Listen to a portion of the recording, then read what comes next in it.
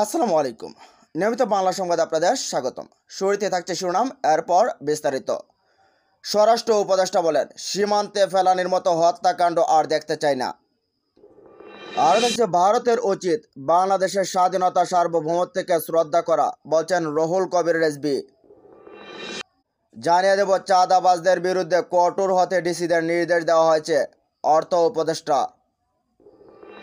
এবং সবশেষ জানিয়ে দেব, রাজধানীতে 25 শহীদ পরিবারকে আর্থিক অনুদান দিল জামায়াত।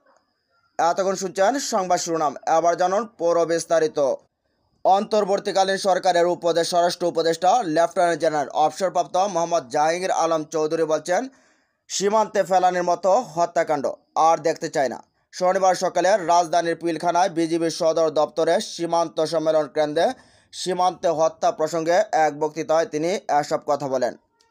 স্বরাষ্ট্র মন্ত্রণালয়ের এক বিজ্ঞপ্তিতে বিষয়টি জানানো হয়। পেশাদারিত্বের সঙ্গে অর্পিত দায়িত্ব পালন করতে বিজিবি সদস্যদের প্রতি আহ্বান জানিয়ে তিনি বলেন, সীমান্ত সুরক্ষা ও চোরাচালান প্রতিরোধ বিজিবির মূল দায়িত্ব। সীমান্তে পিঠ প্রদর্শন করবেন না, নিজেদের উপর অর্পিত দায়িত্ব পালন করুন। লেফটেন্যান্ট জেনারেল অবসরপ্রাপ্ত মোহাম্মদ জাহাঙ্গীর আলম চৌধুরী বলেন, দুর্নীতিকে কোনো অবস্থাতেই সহ্য করা হবে না। যারা ঘুষ ও দুর্নীতির সঙ্গে জড়িত তাদের বিরুদ্ধে কঠোর শাস্তিমূলক ব্যবস্থা গ্রহণ করা হবে, প্রয়োজনে তাদের চাকরিচ্যুত করা হবে। তিনি বলেন, বিজিবিকে আইন অনুযায়ী কাজ করতে হবে।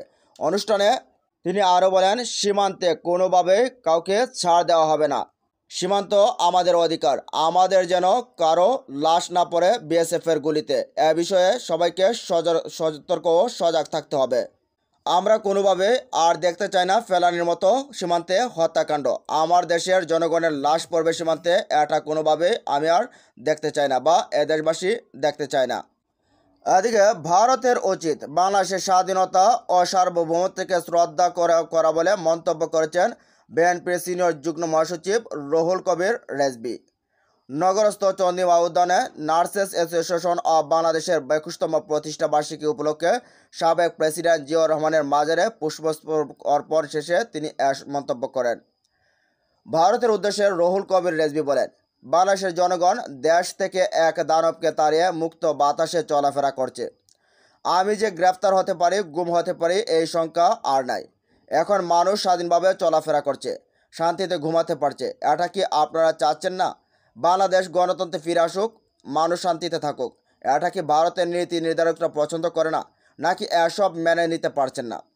শেখ হাসিনা আজ বাংলাদেশে নাই, এ কষ্ট কি ভারতের নীতি নির্ধারকরা মেনে নিতে পারছেন না? আমরা যেমন ভারতের স্বাধীনতা ও সার্বভৌমত্বকে শ্রদ্ধা করি, ভারতের উচিত আমাদের স্বাধীনতা ও সার্বভৌমত্বকে শ্রদ্ধা করা। ভারতের উদ্দেশ্যে তিনি আরও বলেন, কোনো দল বা কোনো ব্যক্তির যদি আপনাদের যোগাযোগ থাকে, তাহলে বাংলাদেশের মানুষ এটা ভালোভাবে মেনে নেবে না।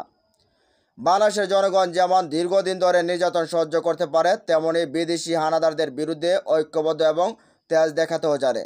বাংলাদেশ যে একটি বীরের জাতি, এটা ভারতের মাথার মধ্যে রাখতে হবে। কিন্তু রেজভী আরও বলেন, যারা নিজেদের দেশের জনগণের উপর অত্যাচার করে, হত্যা করে, আয়নাঘর বানিয়ে বছরের পর বছর মানুষকে আটকে রাখে, তারা দেশ পরিচালনা করবে কিভাবে? কিছুদিন পুলিশ দিয়ে হত্যা গুম করে দেশ পরিচালনা করছে, কিন্তু মানুষ তা জীবনের মায়া ত্যাগ করে ওই ঐক্যবদ্ধ হয়ে রাস্তায় নেমে তাদের পতন করেছে। যেমনইভাবে ব্রিটিশদের তাড়িয়েছে, 1971 সালে পাকিস্তানিদের তাড়িয়েছে, ঠিক তেমনইভাবে 5ই আগস্ট শেখ হাসিনাকে দেশ থেকে বিতাড়িত করেছে। এদিকে চাঁদাবাজদের বিরুদ্ধে কঠোর হতে ডিসিদের নির্দেশ দেওয়া হয়েছে। বাজার কারসাজিদের বিরুদ্ধে সরকার কঠোর অবস্থান রয়েছে। চাঁদাবাজি কমলে নিত্যপণ্যের দাম কমবে। শনিবার রাজধানীর Agargaon Bangladesh institute of governance management সভা শেষে সাংবাদিকদের এসব কথা বলেন তিনি।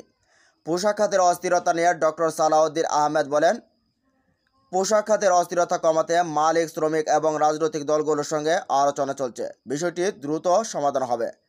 অর্থ উপদেষ্টা ডক্টর সালাউদ্দিন আহমেদ বলেন, আলু ও পেঁয়াজের ট্যাঙ্ক কমানো হয়েছে। দাম শুধু কাউরান বাজারে দেখলে হবে না, অন্যান্য বাজার দেখতে হবে। কাউরান বাজারে নিত্যপণ্য 4 বার হাত বদল হয়, এটা বন্ধ করা হবে। রাঘব বোয়ালদের বিরুদ্ধে কঠোর ব্যবস্থা নেওয়ার প্রসঙ্গে তিনি আরও বলেন, কালো টাকা সাদা করার সুযোগ না থাকায় অর্থ লুটপাটকারীদের সহজে ধরে ফেলবে জাতীয় রাজস্ব বোর্ড। রাঘব বোয়ালদের বিরুদ্ধে কঠোর ব্যবস্থা আরও দৃশ্যমান হবে। এদিকে রাজধানীর 25 শহীদ পরিবারকে আর্থিক অনুদান দিল জামাত। রাজধানীর যাত্রাবাড়িতে বৈষম্য বিরোধী ছাত্র আন্দোলনে 25 জন শহীদ পরিবারকে 50 লক্ষ টাকা আর্থিক অনুদান দিয়েছে ঢাকা মহানগর দক্ষিণ জামায়াত। শুক্রবার এই আর্থিক অনুদান তাদের হাতে তুলে দেওয়া হয়। রাজধানী শনি আখড়ায় বাংলাদেশ জামায়াত ইসলামী ঢাকা মহানগর দক্ষিণের যাত্রাবাড়ি অঞ্চলের উদ্যোগে অনুষ্ঠানে দক্ষিণের আমির নুর ইসলাম বুলবুল বলেন, বিপ্লবোত্তর নতুন বাংলাদেশে বিনির্মাণে বাংলাদেশ জামায়াত ইসলামী অগ্রণী ভূমিকা পালন করছে।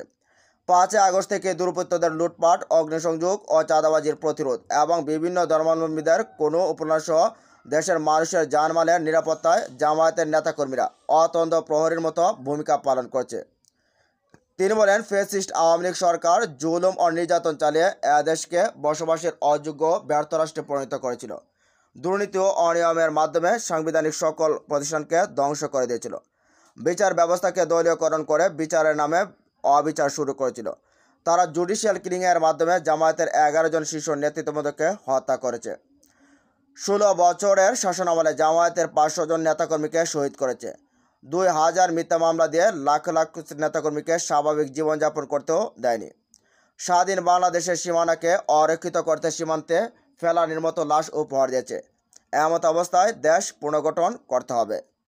দেশপ্রেমিক শক্তির মাধ্যমে সাংবিধানিক ও গণতান্ত্রিক প্রতিষ্ঠানগুলোকে ঢেলে সাজাতে হবে। অন্তর্বর্তীকালীন সরকারের উদ্দেশ্যে নুরুল ইসলাম বুলবুল বলেন, যাদের রক্তের উপর দাঁড়িয়ে দেশপ্রেমিক অন্তর্বর্তী সরকার গঠিত হয়েছে, অগ্রাধিকার ভিত্তিতে সেই সকল শহীদ পরিবারের দায়িত্ব নিয়ে তাদের কর্মসংস্থান এবং আহতদের সুচিকিৎসা ও পুঙ্গত্ব বরণকারীদের পুনর্বাসনের ব্যবস্থা করতে হবে। এ সময় ঢাকা মহানগর দক্ষিণের নায়েবে আমির আব্দুল সবুর ফকিরের সভাপতিত্বে অনুষ্ঠানে আরও বক্তব্য রাখেন দক্ষিণের নায়েবে আমির অ্যাডভোকেট ডক্টর হেলাল উদ্দিন, কর্মপরিষদ সদস্য ডক্টর মোবারক হোসেন, মজলিসের শুরা সদস্য আব্দুর রহিম জীবন। এতে আরও উপস্থিত ছিলেন দক্ষিণের মজলিস শুরা সদস্য মাওলানা সাদেক বিল্লা।